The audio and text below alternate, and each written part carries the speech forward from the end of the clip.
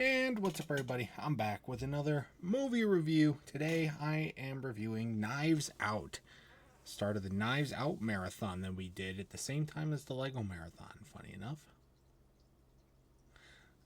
This movie came out, I think it was 2019. I want to say this series was recommended to me by a coworker who said it was really, really good. So I was like, you know what? Fuck it. I'm gonna give it a chance. Check it out. It's like a murder mystery movie. So, got a lot of thoughts. Let's just jump right into it, shall we? This movie feels a lot like Clue, which I think is to be expected with the fact that it's a murder mystery. They also reference Clue. I don't remember if they reference it a lot in this movie, but it's referenced in other movies. Some of the other movies for sure. But it's Clue with a little bit more of a, like, I don't know how to put it, like less gamey vibe to it. I guess because it's real murder, but whatever. There's a weird Hitler joke early on in the movie, and it doesn't really none of these characters I would say are like super funny characters. There are some funny moments, but I wouldn't say like they're specifically written to be humorous characters. So that joke felt a little off-putting as a result. I recognize two of the actors. One of them is one of those the main character kid from It, the It movie, 2017, 2019. Right? I think so. Yeah. In this movie, though, he is an alt-right Nazi, but he's not the one that makes the Hitler joke. So, okay.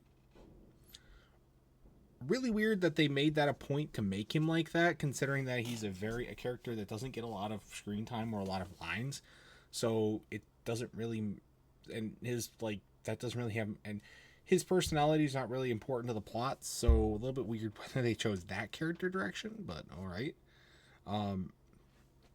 Also, Captain America is here too, so yeah, it's cool. I don't like this family at all. Not just those two characters. I don't like this family in general. I think they're just a bunch of giant assholes, which I think is the point. I think they're written to be that way. But instead, I really like the detective guy. Funny enough, this is the only character that's common between all three movies. There's no recurring characters outside of him. But they chose a really good character to make a recurring character, as I really like him. So that's cool. I also really like the other main character lady, the cleaner. I think her name. The doc. She's like the nurse. She's good looking, and yeah, she is. She's a well written character though too. Funny quote that I thought though was, "This is stupid with two O's." Okay. Sure. But I mean, like, going back to the family just being really shitty. It's a really shitty scenario. I think it's a pretty well written story all throughout. The pacing is not that great in this movie though. I will say that they do a lot of character setup. And being that most of these, again, the only character that we see in the other two movies is the detective, who gets the least amount of backstory. Now, I think it's good that they go through the events, and then as they're trying to figure out who did it, they're like doing flashbacks and stuff to certain events throughout, like, in the past that have happened that are maybe causing this, and they do a really good job. And this is something that they carry over to all three movies, is that they do a really good job of really making us think of like who did it, right? Because there's like every character has a motive for why they would kill the guy with all the money, and so I think it's really well written in that regard, which I like.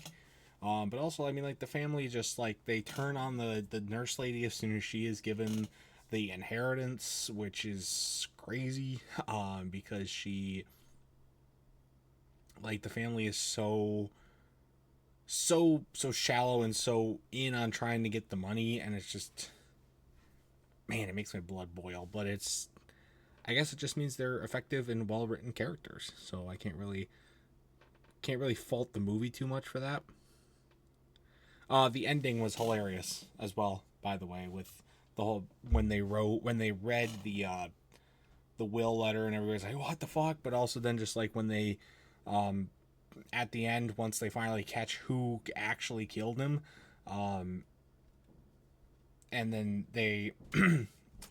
Captain America is the one that kills him, by the way, spoiler alert, and they do that, and he's like, I'm gonna take a knife, and he takes a knife, and he goes, but it's like a plastic retractable knife, and he's like, shit. And then he gets arrested. I thought that was hilarious. Really, really funny ending to an otherwise very, very not super like funny movie. Again, there was a few funny moments that I pointed out, but there wasn't anything super crazy. But not a bad movie, I will say. It's a good murder mystery, especially once it gets going, but it does take a while to get going, and it is the shortest of the three movies, so it kind of sucks that it takes forever to get going. But I don't know, it is also the first movie, so that could be why. But that's going to do it for this review. My final score for Knives Out, I'm going to give it a 6. It's good, but not too good, and I think that it's a good point to have this movie on. It's worth watching, especially if you're a fan of murder mysteries. If you like Clue, any of that sort of stuff, I definitely recommend this one. So that's going to do it for this review, though. Stay tuned for the much more amazing content. And if you've seen this movie, let me know your thoughts about it in the comment section down below. But we're going to review the other movies and other awesome stuff, too, in the future. So, till next time, guys. See you guys later. Goodbye.